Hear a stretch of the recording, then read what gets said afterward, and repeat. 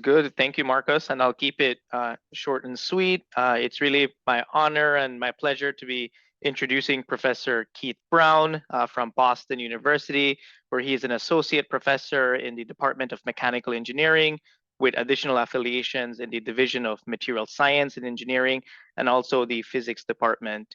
And his lab studies polymers and smart fluids to determine how useful properties can emerge. Also, from more of a personal note, Keith was also my PhD advisor, so it is an extra pleasure to also be introducing him to give this talk today on unraveling hierarchical polymers using self-driving labs. So please take it away, Keith. Thank you.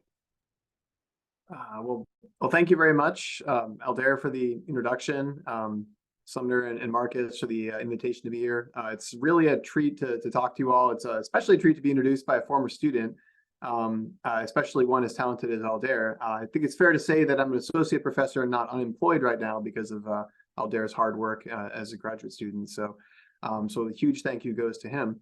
And thank you all for being here and to hear what I have to say about self-driving labs and unraveling hierarchical polymers. And I know that a lot of people in this community are pretty engaged with this idea of why we need self-driving labs. So I'll keep the introductory remarks brief and just kind of try to get into what we've been working on. If you have any questions, I think I can see if you raise your hand. But if you just jump in, that's fine too. So we can just make this very interactive as well. So please jump in if you have anything. I'm very happy to make this a discussion. Like many of you, our motivation for research is that we're just making new materials too slowly. And so to think about some motivating examples for this, we think about the pace of research. One I like to talk about is Stephanie Kwolek first invented Kevlar back in the 60s, and it wasn't until nearly 20 years later, a little more than 20 years later actually, that the version we use today, Kevlar 149, became commercially available. And there's sort of two pieces about this kind of time lag that are relevant. One is that there's this long 20-year gap between discovery and the commercialization of the version we use today. But then also we haven't changed this. We still use this. And this is very common. We'll find a material that works well, and then it's very hard to replace. And you could easily say, okay, this is the 60s. We're a lot better at research now. We have the internet, everything's faster.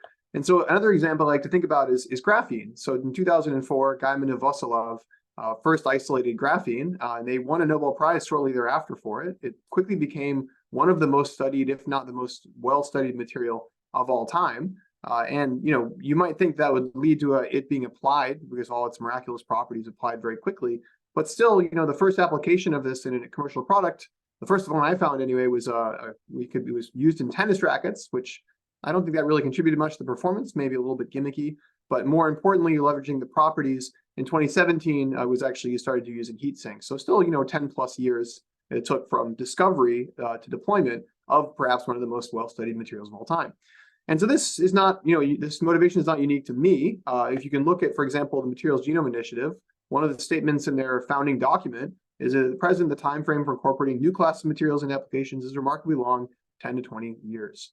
And so this is the problem. How do we get materials applied more quickly?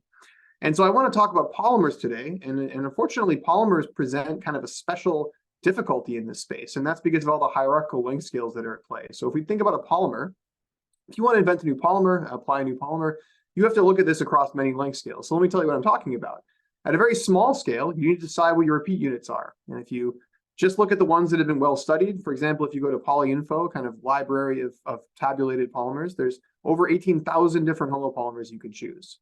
And then once you've chosen a homopolymer or several, you can stitch them together into a larger scale macromolecule.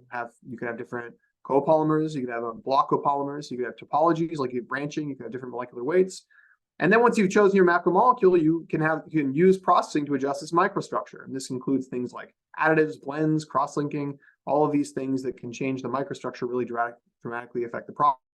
And then at the larger scale, when you want to, you have to structure this. And maybe that also means making composites. Maybe that means surface treatments. Maybe it means 3D printing, making all sorts of structures like shown here.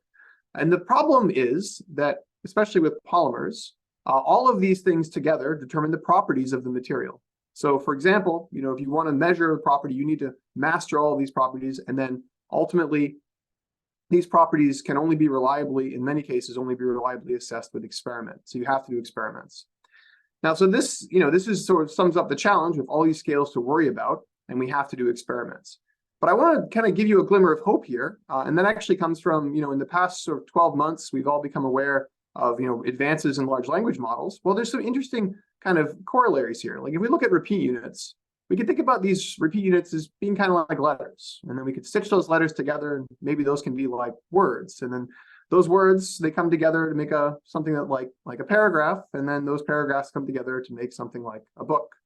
And so you could imagine that, with this sort of, we have shown with things like large language models that it's possible to do amazing things in terms of prediction in these kinds of spaces. And so the question is, why can't we do this with polymers? And I believe at the moment the answer simply is that to train something like ChatGPT, we need trillions of pieces of data that are labeled in high quality across all of these scales. And we simply don't have that for polymers. We don't have the requisite data. So the question is, how can we get better data?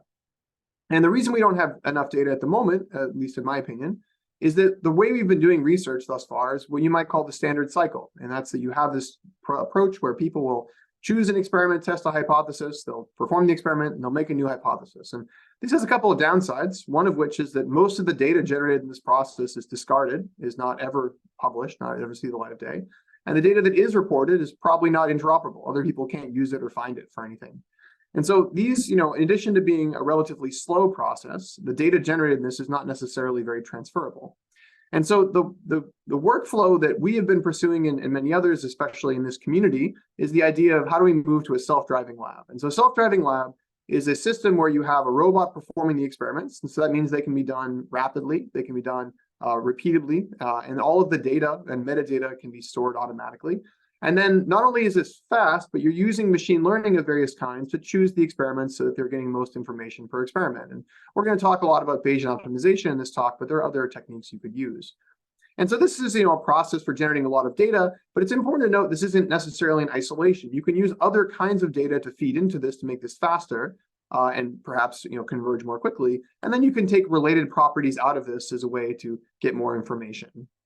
And so this is kind of the overview. This is the motivation of our work: is can we deliver on this promise? Can we realize self-driving labs and actually do this kind of prediction using this system? And so my group is motivated to study polymers using these approaches, and we have kind of 3 different sort of scales of approaches in which we do this. At the very largest scale, we use 3D printing. And so we use 3D printing to study the role of architecture on a macroscopic scale, in particular in the area of mechanics and sort of other areas that are emerging. And then on the kind of intermediate scale, we have efforts to try to understand how the composition and the microstructure of polymers gives rise to functional properties. And here we're interested in things like electrodeposition for polymers or solid-state electrolyte materials, for example. At the very small scale, we use atomic force microscopes to mix together polymers to do things like try to study how composition affects properties like interactions with nanocomposites or perhaps mechanical properties. And so these are kind of the 3 areas in which we have different sort of degrees of sophistication in our self-driving labs. I'm going to focus today's talk on the far left item here, 3D printing, because this is the space that we have kind of the most interesting self-driving lab work most done to date. And so I'll be spending all our time talking about this most part. If you have interesting questions on the other 2, feel free to stick around the Zoom after. I'm happy to talk more about it, or drop me a note. We can talk some other time. But so the motivation for this 3D printing work is to say, okay, well, we want to study materials that have interesting mechanical properties, that is. And so when we think about the mechanical properties, the property we really care about is the ability to absorb energy. And so when we think about it, we're surrounded in our daily lives with things that are designed to absorb energy, whether we're talking about the crumple zone of a car, padding in a helmet, packaging and material we order, or perhaps sports equipment. All of these things are designed to absorb energy to keep us safe, or the things we care about. And so these all have very different properties, though. They all have different stresses they're going to collapse at. They have different reusability properties. If they're one shot, like a crumple zone, or perhaps a boxing glove, better be more than one shot. But there's a lot of things they share. And they share, for example, that we need to absorb as much energy as we can, but we also need to make sure that we're respecting the constraint of what we're going to protect. So we're not going to damage the system we're going to protect. So to show you how we interpret this, we can think about kind of a force displacement curve. This is kind of a cartoon version, but think about a compression force displacement curve. So we're going to compress something. And that curve is typically for structures that kind of have some porosity, it's going to look roughly like this. And there's a few things about this we can predict very easily, but ultimately what we're trying to do is to get to absorb as much energy as possible. So we want to have as much energy area under this curve, but we also can't cross some line, and that line will be dictated by the system we're trying to protect. So we want to not cross this line. And so designing this can be very challenging. Now, there's some things we know well. For example, for most structures, they have an elastic regime, and that's an area where we can solve simple linear elastic equations. Finite element analysis is very good at this. And also we know at this end, once we've kind of squeezed all of the air out of something, we call that densified, and that region is also reasonably easy to predict. But you can see that based on this curve, most of the work of this is done in this intermediate region. Unfortunately, the exact shape of this region is dependent upon interactions between the material becoming nonlinear as it's strained to high strains, and reentrant contacts with the material as you get bending in moments and buckling and things like this. So this can be a very difficult thing to predict. And you can see that because of how you cross this line, this can be very important as to how much energy is absorbed under this constraint. And so we need to do physical experiments. We don't have a great way of predicting this with any other means. So the question is, then how do we do that? Well, one of the things that people have gotten really excited about is additive manufacturing. Because additive manufacturing means you can make all sorts of interesting structures. And so there's a lot of papers that you can find that talk about, we're going to 3D print something for energy absorption. And so here's some examples. So here's an example of a laser tube type composite that was selective laser sintered. Here's an example of some metal alloy structure that was used using a laser melting technique. Here's an example of some fused filament construction of some auxetic structures that are quite interesting. And then we also have some other sort of 3D printed structures, and these are gold and copper nanolattices. So you can find plenty of papers in literature that, whose titles have things like, energy absorption. The thing you're going to find, though, in all of these papers is that if you look at, there's a lot of interesting structures presented here, but the design process is usually done more or less based on simply what can be made, or it's made using some simple heuristic. But ultimately, there's a pretty small number of actual physical experiments at play here. You can look at these papers, tend to be less than 10 to say 20 or so experiments. So a reasonably small number. So the question is, how can we accelerate this process? How can we use 3D printing and related techniques and explore the idea of energy absorption more efficiently? And so going back to this picture, again, this is our experimental loop. We choose the experiments, perform them. We want to be able to accelerate both of these parts. So let's start by talking about performing the experiment. And so this was the challenge I gave to Aldair when he joined my group as a graduate student. I said, I want to make a system that 3D prints structures and then automatically tests them. As a first year graduate student, Aldair I was lucky enough that he was excited to jump at the challenge. And this is the system, or a modified version of the system that he created with some help from other members of the team. And you can see that there's a series of 3D printers here. It's in the working range of a 6-axis robotic arm.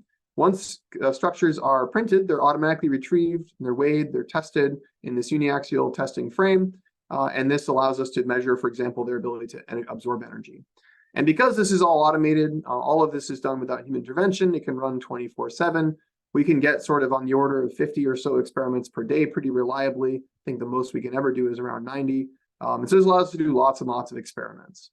And so this, is a large change in the way people think about this kind of structure, because, normally when you think about optimization in mechanics, you think about parametric optimization as a job for simulation, not for experiment.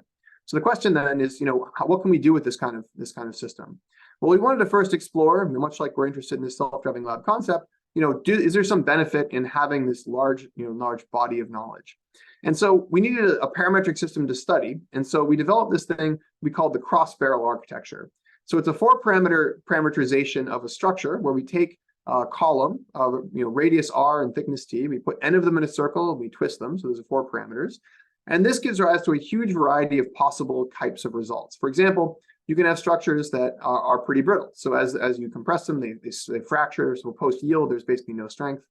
You can also have structures that are very strong. And as I mentioned, when we talk about absorbing energy, we have some constraint in force. So if we exceed that point, then we can't even assess what the absorption is. And so this would be a very bad structure for energy absorption, be too strong. But we can also have structures that are pretty ductile, that absorb a lot of energy. And they do this, you can see that the force displacement curve is pretty flat.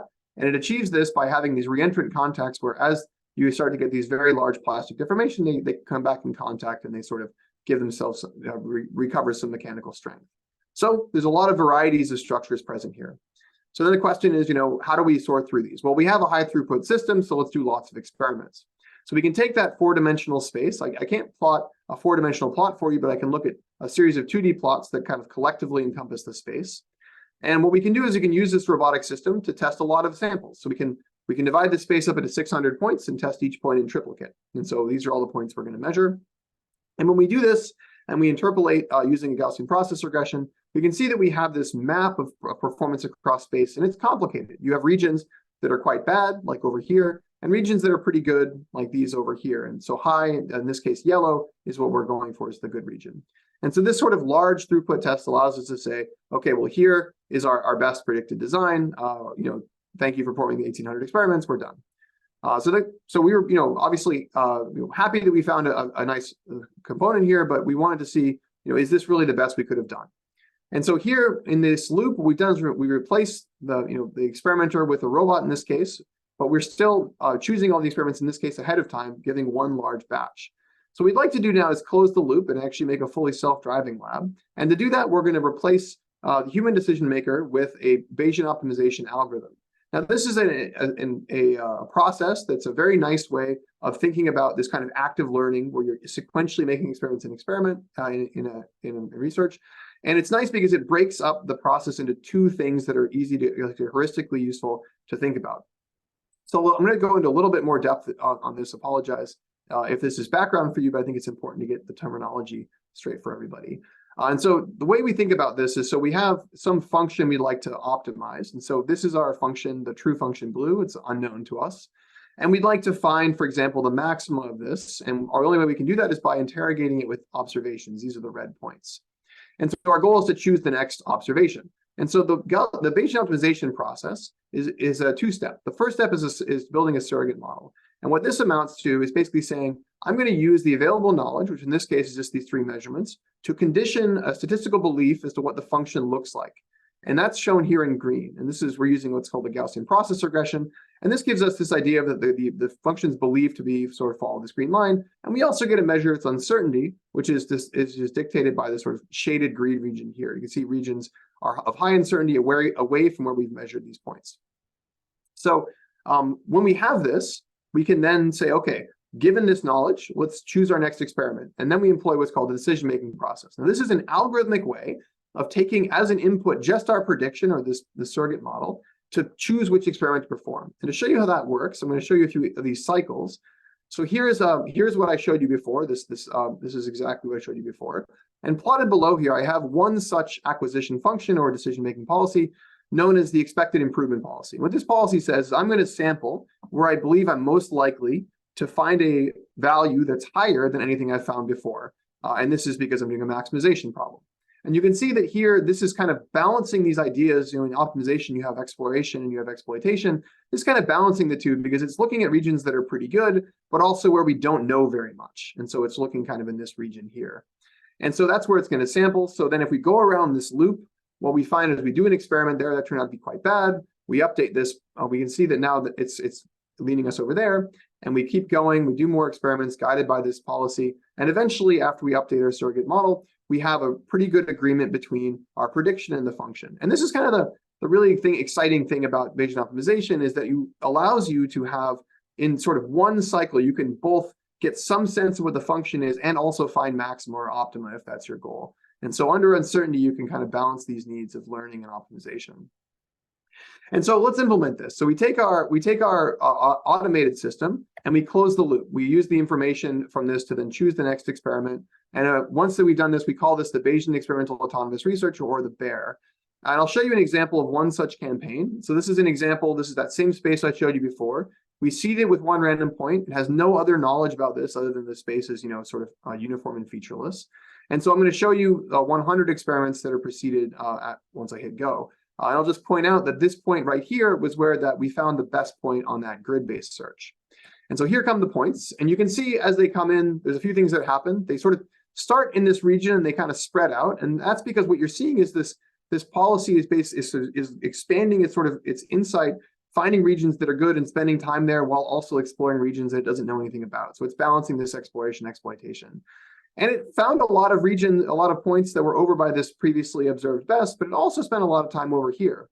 And so one question is, well, where do we think the best value is, the best component is from this result? Well, we can find the maxima of a Gaussian process trained on these 100 points, and it shows us the maxima is over there, which is different than what we found before. So the question is, well, who's right? Well, I mean, this is an experimental function. Who's right comes down to if we do more experiments at these points. And so we evaluated these by taking these two predicted points and running 10 more experiments. And we found is the 1800 point based grid only achieved about a 35 joule energy absorption, where we overcame that by a little over 40, for example, in the campaign I just showed you, with only 100 experiments, showing you that if you're choosing experiments rationally using this kind of approach, you can have at least a factor of 18 acceleration relative to this grid-based searching. And we repeated that same process in 2 more independent campaigns and saw actually better values in the subsequent ones. So this is an example of what I would call the black box optimization, where you're saying, okay, I have a self-driving lab, I have a function I want to optimize, I'm going to just go around in a circle. And this was a really important, I think, moment for self-driving labs, because if you're following the literature, there were something like 4 or 5 papers all published kind of back to back in the early 2020, ours among them. So this is where the world started being aware of the fact that self-driving labs can have vast accelerations, and then we were able to put a number to that value with this 18, and as we'll see some other numbers come up later.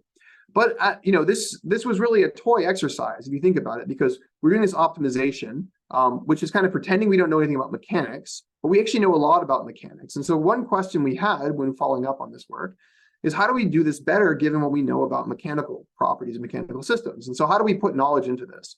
And one obvious source for that is simulation, because we can simulate things, generally speaking, much faster than we can do the experiments, although not always the case, under some constraints. So the question is, can we take prior knowledge and put this in here? And so this was the next challenge I gave to Aldair. And again, he did very well. And so here's the sort of situation. These are the kind of experiments we talked about before. They have this long sort of post-yield behavior, very complicated behavior once you go from the initial to the totally compressed structure. Now, we are not as good at simulations. And so in simulations, the only things that we can reliably measure are what you might call the linear elastic regime. Now, it is possible to go somewhat beyond this, but it becomes a very complicated and delicate art that takes a long time and a lot of computational power to evaluate for even a single system. So what's easy and what's readily available is just this linear elastic regime, which is linear, it's in a straight line, and it stops at what you might call the yielding force. Now, unfortunately, comparing this to this, you can see that we're only looking at the tiny little sliver of this triangle at the beginning. However, that actually is an interesting regime. That's how much energy is being absorbed elastically, which you can call the resilience, if you're familiar with that material property. And so the question is, so if we focus on that, if we have a prediction of this property, can we use it to learn faster? And so first of all, is it a good prediction? Well, we can compare our simulated value and our experimental value, and we can see they fall nicely on a parity line. The only fitting parameter here really is the elastic modulus of the material, well, I suppose, and the yield strength, both of which we get experimentally. So this is a very good agreement.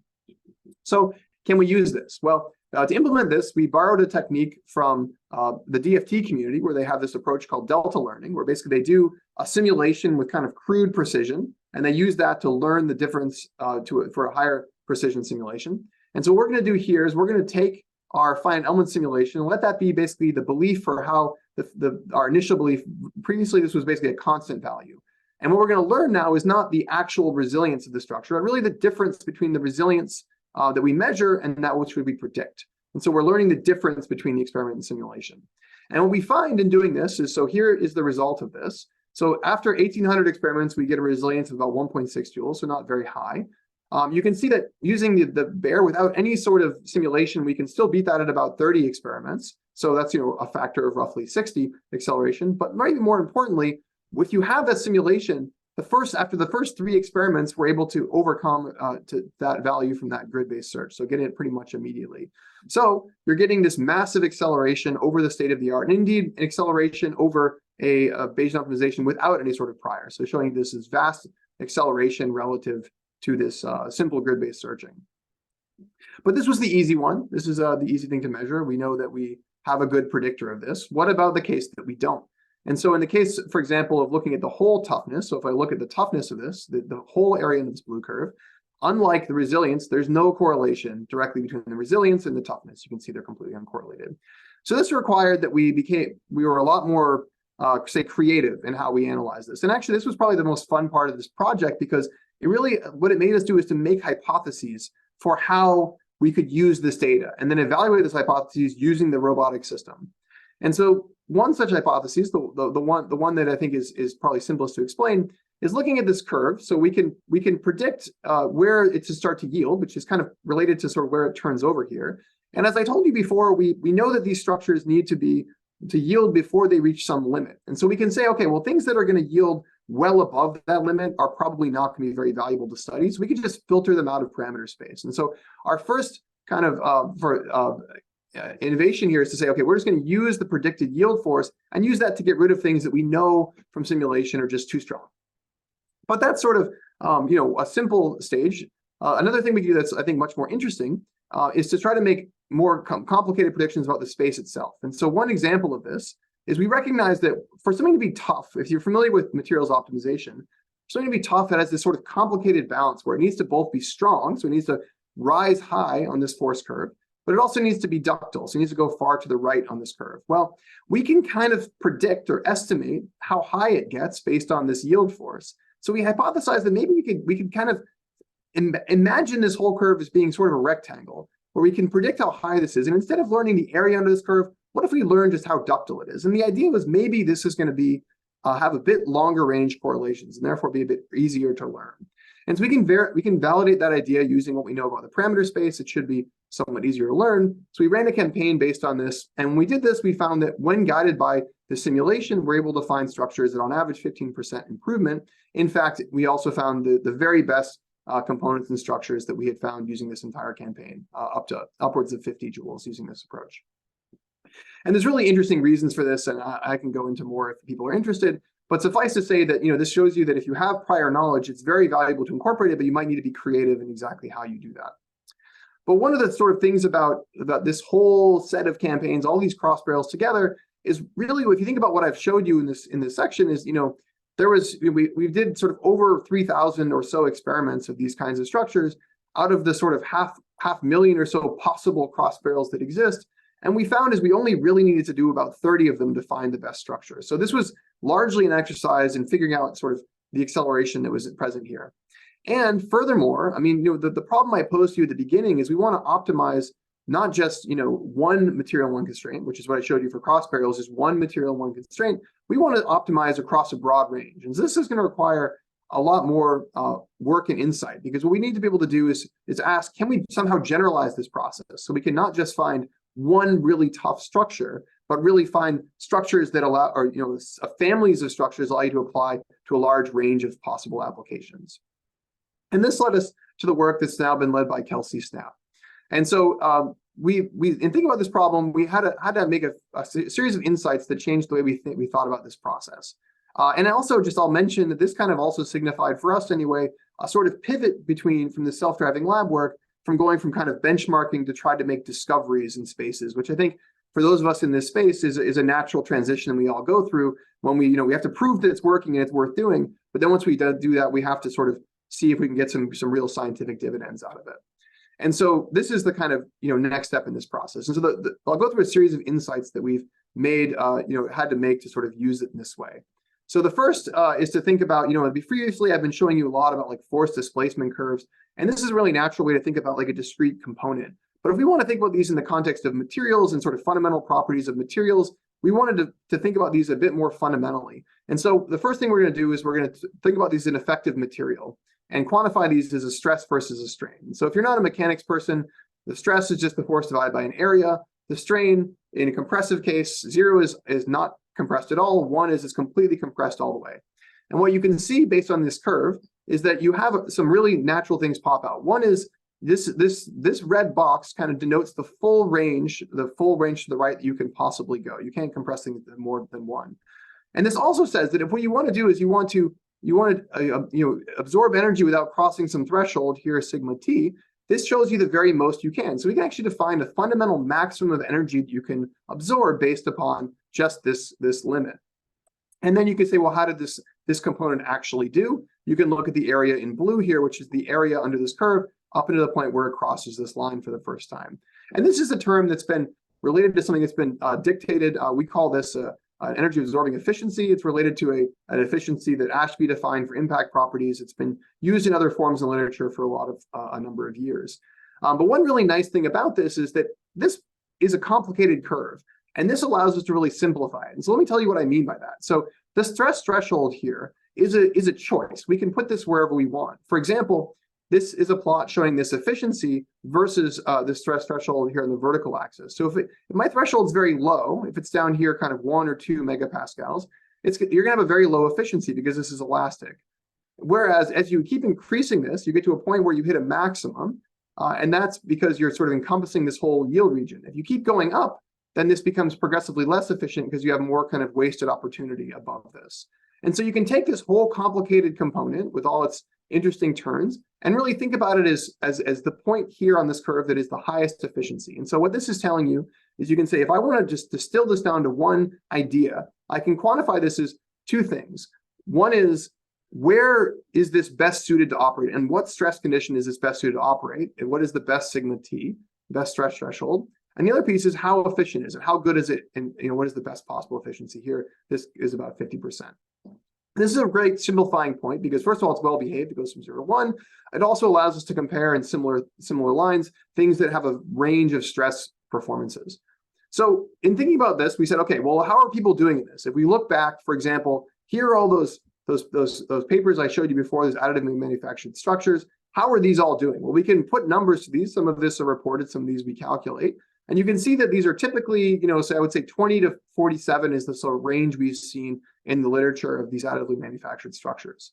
So, okay, that's, that doesn't seem particularly high for a percentage, but, so we could also shine the spotlight inward and see, are we doing much better than this? So we can take these experiments I showed you before. This is all those experiments with those cross barrels. See, how did we do? Well, it turns out we got to about 51%. So, not a whole lot higher than what has been shown previously. So we could say, okay, well, does it just not go higher than that? What is the highest value that we've seen? Well, the highest value we've seen anywhere in the literature for a synthetic structure is a foam made by this company Roacell, which is, if you look at this curve, is about 68% efficient. And it reaches that. It's extremely flat stress strain curve, which is wonderful, but it starts densifying, so it jumps up here just above 70%. And so that's why it's limited to 68%. And it turns out, if you look at what is the very best structure ever, as far as we've seen, it actually is a natural material, balsa wood. Not any piece of balsa wood, but a particular kind of balsa wood cut in a certain direction. You can get a very, very flat curve that densifies quite high, up to about 71.8% is the highest we've seen. So additively manufactured, we've gotten to about 50. Nature's gotten to about 70. There's a lot of room to go. And not only that, we know that we actually are not allowing us to design in a large range. If, for example, we go back to this plot of the cross barrels, I said I wanted to design in a large range. Well, that's the cross barrels, for example, are all in 1's decade. But if we look at sort of a large range according to the different kinds of structures we'd want to study, they go a lot further and higher and lower in stress. So thinking about how to address this, one innovation we've said is, well, okay, we've been focusing all of this effort, I mentioned the material before, on one polymer, polylactic acid, which happens to be a really easy polymer to print. It's like sort of the default polymer that ships when you buy one of these 3D printers, fused filament 3D printers. And so can we broaden that? And so we basically went to matter hackers and related companies and just bought all possible different materials we could study. So we got a whole range, about 9 or so ultimately different polymers we've looked at that spanned a few decades in terms of modulus and strength. Now, so this gave us a kind of very broad materials palette to study.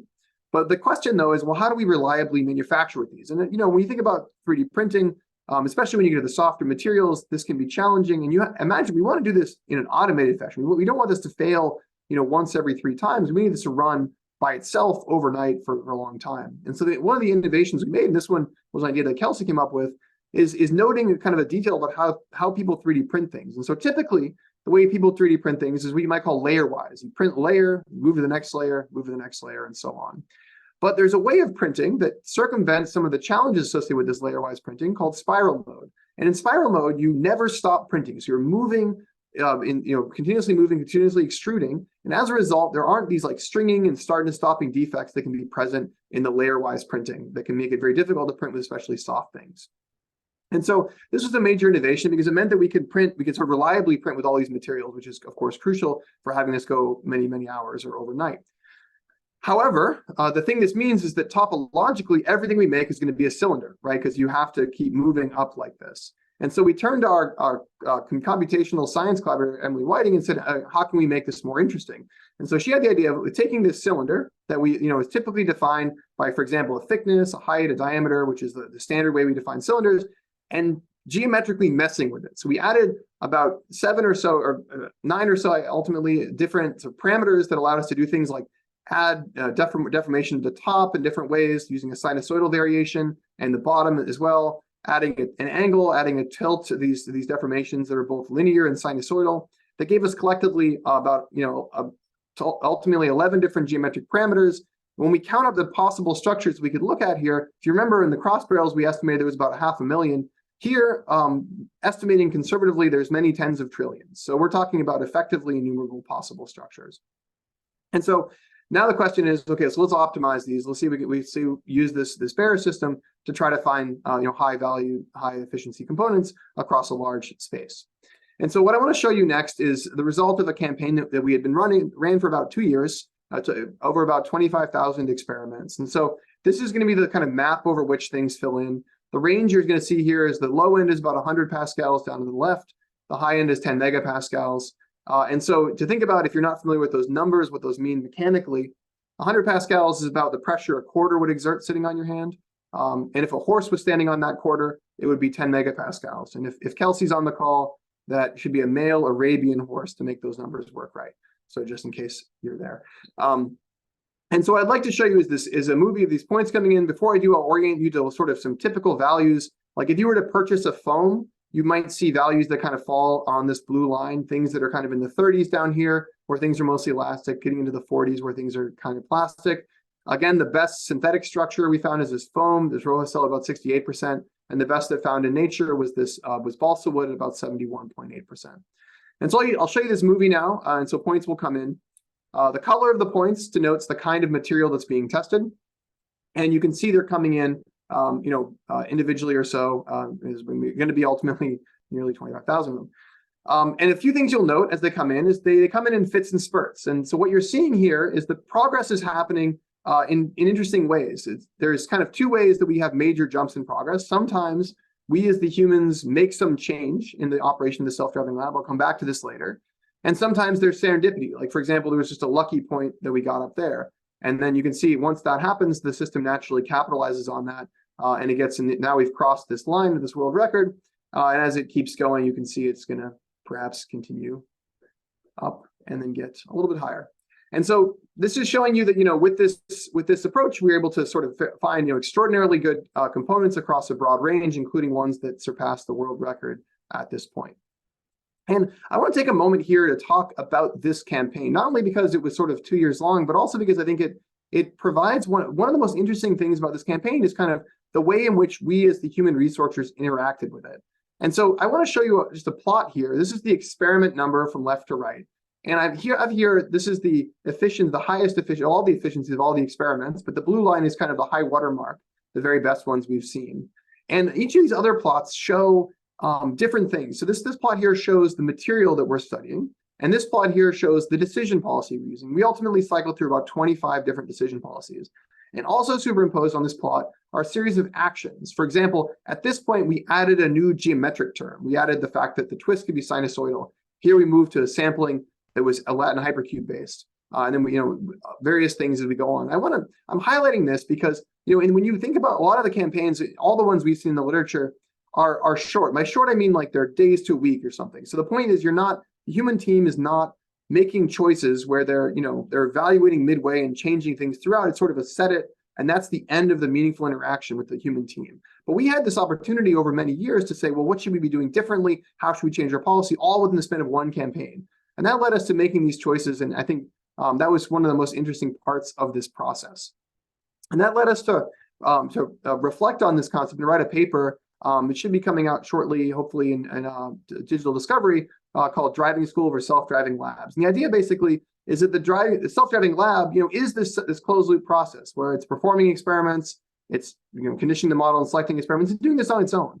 but the person is watching. So the question is, what should they be watching and what should they be doing? And so we hypothesize, based on our experience, that there's a series of plots based upon the kinds of interactions that are what you're seeing as the data is coming out. And we do have access to some knobs to turn, some gauges, things like, parameter space, surrogate model, these things like this, things that you might in a smaller campaign set and forget, things that can be adjusted dynamically.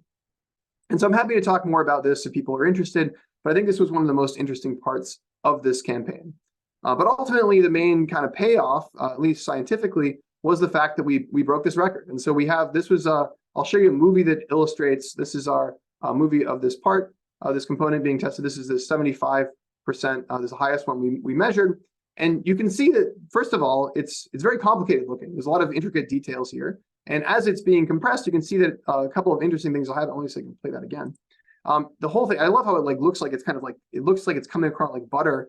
But what you can see is the folds kind of have this reentrant contact, and that by virtue of their really fine details, they're able to can maintain an extremely flat force displacement curve up till a point here, about 15% or so remaining strain. And so this is what allows this to have such a high performance. And again, this is designed by this self-driving lab. So we believe this is the present world record holder of energy absorbing efficiency.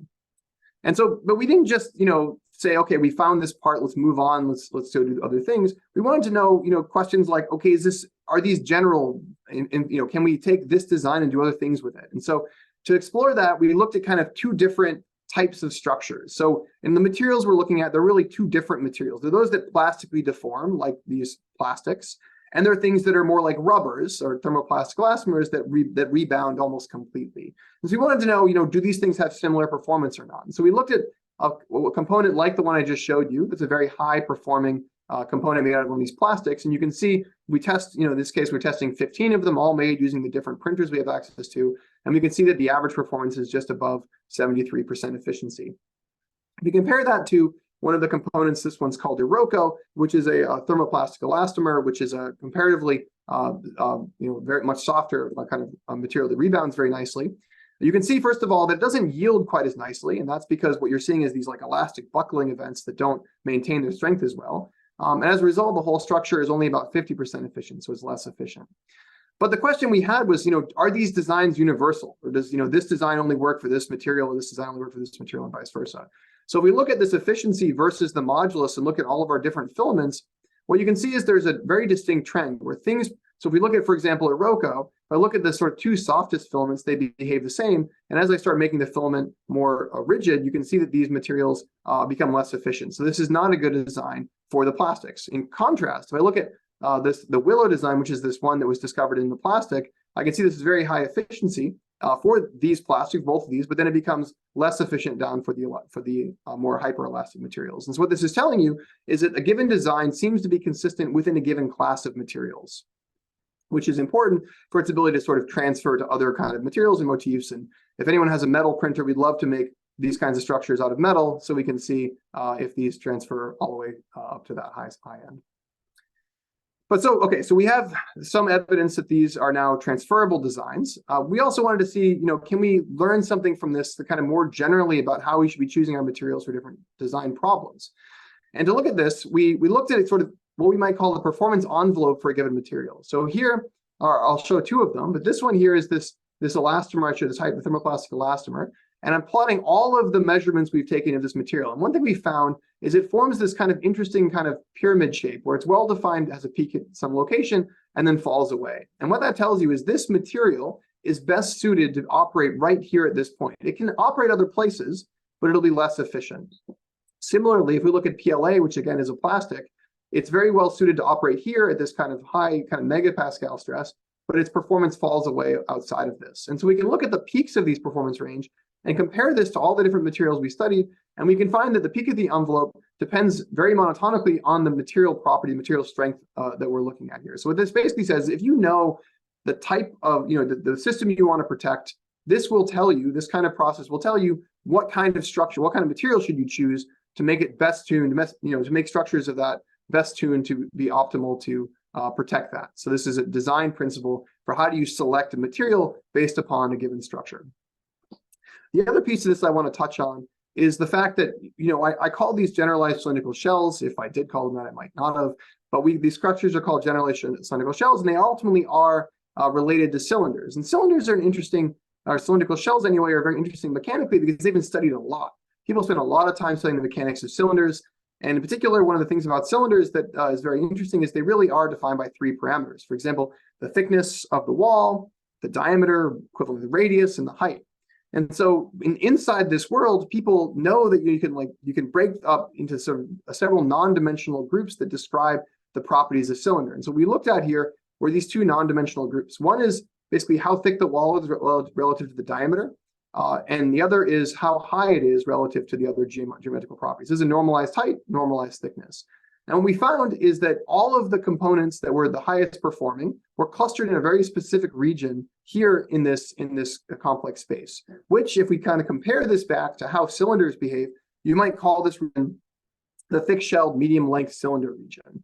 And so this is telling us that if you can take that geometry of cylinder and then use these other geometric handles to manage these different plasticity and buckling regimes, it's possible to get very high efficiency ultimately.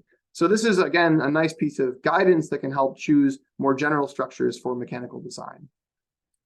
And to sort of close this story, I want to emphasize that we don't believe that these are necessarily limited to individual components. We do believe these can move towards kind of general materials.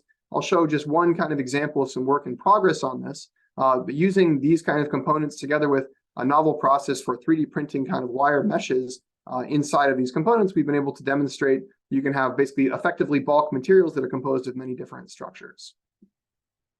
And so with this and sort of, the kind of information embodied in this database, we think it's possible to have very, very general mechanical design for lots of different applications. And so to sort of conclude that section, I've shown you, some of the value inherent to sort of operating a self-driving lab for a long time. Maybe cognizant of time, I think I'm going to have to skip the next section. So what I'll do is I'll just jump ahead to just some concluding remarks here.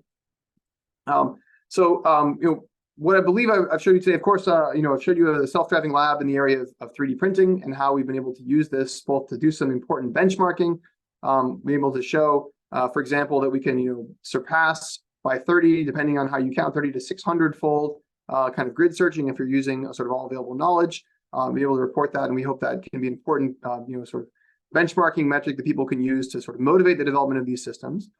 But then perhaps more importantly, the fact that you can even conceive of doing campaigns where you're doing the same kind of experiment for many, many years, in this case, several years, to then achieve kind of world records, I think is really telling to the point where, these systems have unique opportunities and new kinds of campaigns that we can really start to address. And I also want to emphasize that, the information that we've been talking about here is not just that the system is sort of operating in a little bubble, but rather the information that we can have information fed into this in the context of, simulation, for example, to make this process accelerated. We can also have information come out of this. I didn't get a chance to talk about this as much, but to talk about the idea of predicting impact performance, for example. And then, I focused on our work in 3D printing. That we've got other efforts going on in the using polymer deposition, using electrochemistry, and also in a very small scale sample preparation using atomic force microscopy. And I want to emphasize that, so purpose-built systems of this way, I think, have a lot of opportunities to do very specific optimization and also discovering these systems. And maybe as just a final thought, I posed this question in the very beginning. We have this massive hierarchical problem, and I really believe that the way that we can get the volume of data needed to address this is through the considered and consistent use of these kinds of self-driving labs across many institutions across the country and across the world.